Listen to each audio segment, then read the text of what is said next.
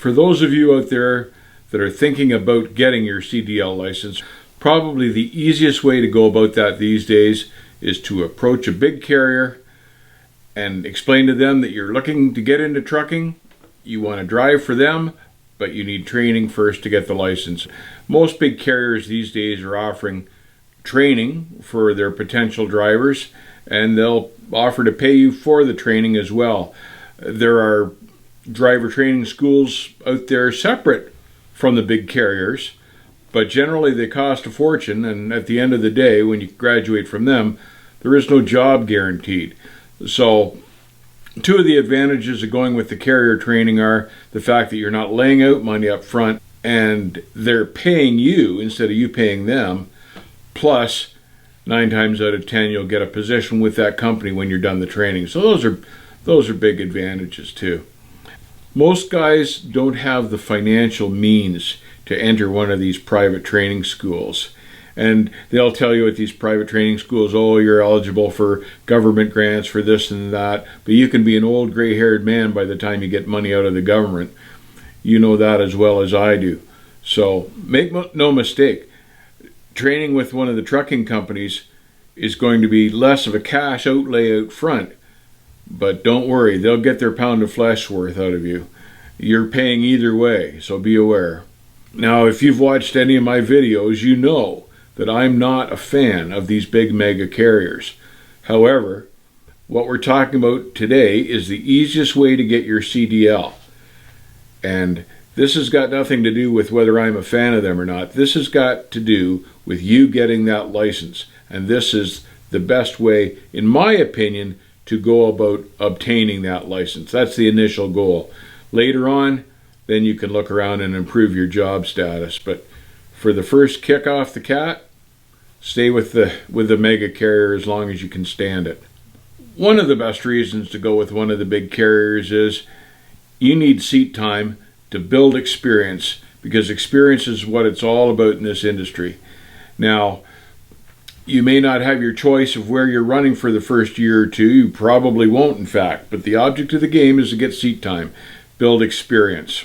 Another advantage of running for one of the big carriers as well is they generally have the easiest equipment to drive. And when you're learning, the easier the better. Generally, they'll have drop-nose trucks with great visibility and automatic transmissions, because you've got an awful lot to think about there when you're learning. So you don't want to be worried about whether you're hitting the right gear or not. So I can see the advantage of automatic transmissions for a training period. It lets you concentrate more on where the vehicle is on the road rather than have to worry about where the stick should be. Now, hopefully, you'll be lucky enough to have signed up with a carrier that you decide you really like, and you'll stay there and put in your time for a few years. That's always the best scenario. Sometimes, though, you'll find the carrier isn't quite a match for you after you've gotten your license, and you may want to move on. But I recommend getting at least a couple years with the initial carrier first, so you've got a little bit of experience under your belt, and that'll make you more marketable when you then decide to approach other carriers. The other problem with big carriers too, the big mega carriers, is that generally they don't pay their senior drivers particularly well. The big carriers don't necessarily want to keep up with that, but you can demand better money from a smaller carrier after you get some experience. Now, be aware too that when you sign up for your training with one of these mega carriers, they'll have a contract that they need you to sign stipulating that you'll stay with them usually a year or two so they can benefit from the training. That way that they can try to recoup a little bit of their outlay when they trained you. So that's probably going to be part of the deal. If you're going to jump ship, to wait until the contract expires with the carrier rather than get into some sort of a legal hassle. It's also kind of nice to be learning on their equipment, because chances are you'll have a few little bang-ups here and there as you learn to maneuver and navigate the thing in tight spaces. So best if you're going to ricochet off something to do it in a truck belonging to a mega carrier, because they're used to that. So the penalties won't be so severe, or maybe no penalties at all. But always good to learn on big company equipment first. When you sign up with the mega carrier for training in your license, establish clearly from them how they are going to go about paying for you, because all sorts of guys literally starve to death on these training programs. The money's not big when you're training. You need to know exactly how much money you're going to be bringing home a week and whether this guy's going to be able to help you pay your bills or not, because mega carriers are notorious for not paying particularly well through the training period and for the initial period after that. The money's not big when you're starting out. You won't get rich driving a truck. You should at least be able to support you and your family.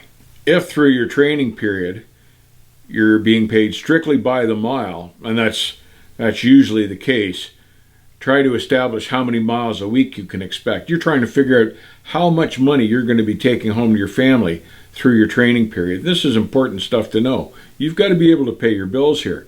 And if it's not going to be enough, tell the carrier so and let him sweeten the pot or look for another deal, because there's no point in starving to death and having your family out on the street while you're learning to drive a truck.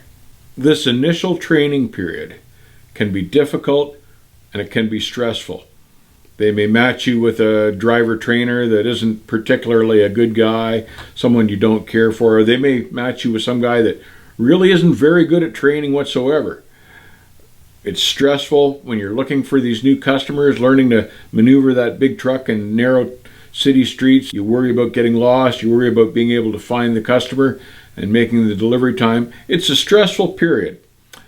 All I can tell you is hang in there. The object of the game here is to get more seat time to make you a better driver. So initially, it's not going to be a walk in the park. It's going to be tough going.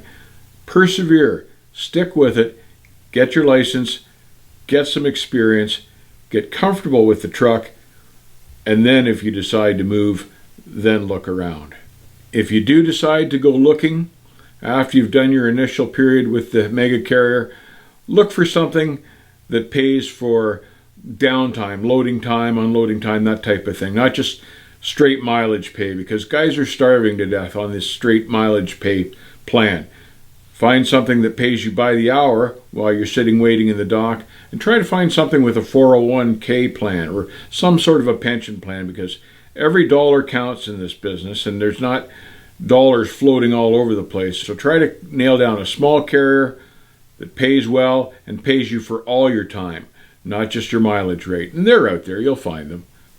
I recommend too, for family guys, once they're finished their training period, try to find something more short haul or regional, something that'll get you home more often and make better money in the process, because over the road for a family guy is very tricky. It's very hard on him, it's very hard on his family. The biggest advantage of paid CDL training on the job with a job at the end of the training. If trucking is really what you want for a career, hang in there and this will all work out. It sounds a little intimidating at first, you stay with it. Drivers, be careful out there, and I will see you on the backhaul.